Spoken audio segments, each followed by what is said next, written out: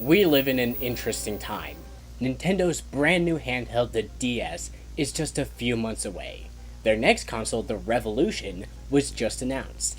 And even with all that, Pikmin 2 just released, and the world is loving it. All 100,000 of us.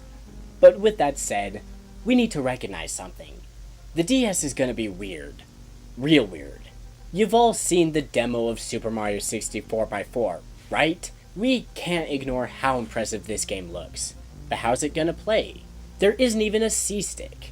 Maybe we'll be able to play with the touchscreen, but how does that even work? This is just the start of problems. So let's see. Will the DS be as good as we think? First, let's look what's new with it, and what it's replacing. The name of the console itself gives a pretty good indication as to what the big new feature is. DS, dual screens.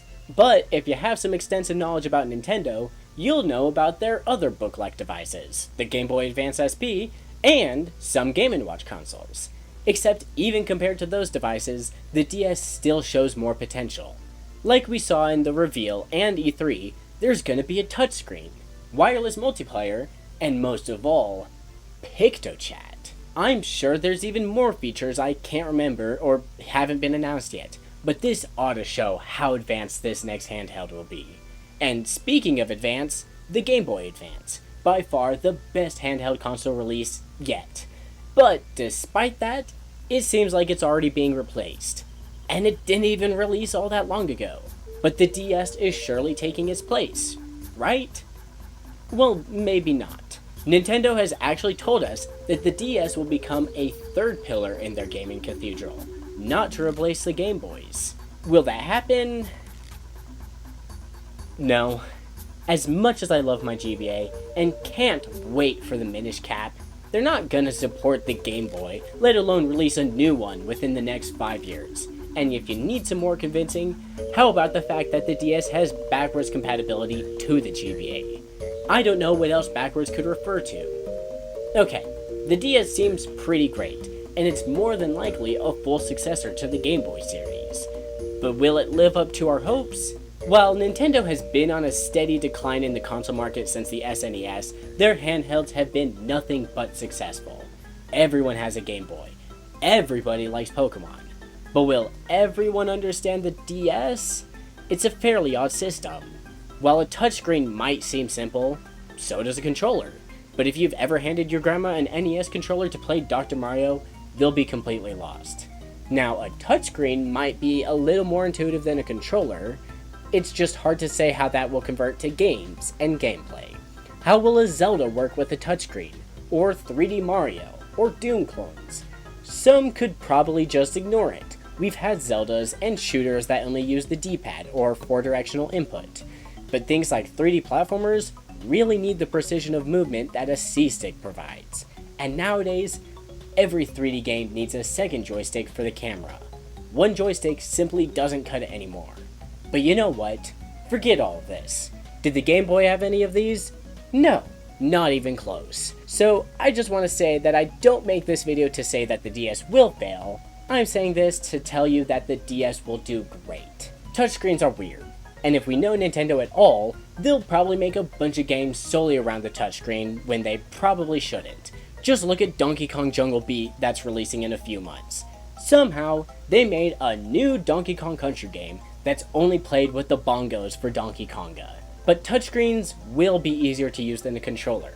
That might just mean that the DS will become the device to bring the generations together. The multiplayer possibilities look great, completely ditching the link cable. And PictoChat? Ooh, it's gonna be great. It's gonna be such a fun way to talk to friends across the lecture hall. Say goodbye to paper airplane notes.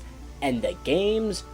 Ooh, the games. I talked about this in the beginning, but I just can't get over how insane it is that we'll soon be able to play Super Mario 64 anywhere in such a small device. The Game Boy let us play NES games. The Game Boy Advance let us play SNES.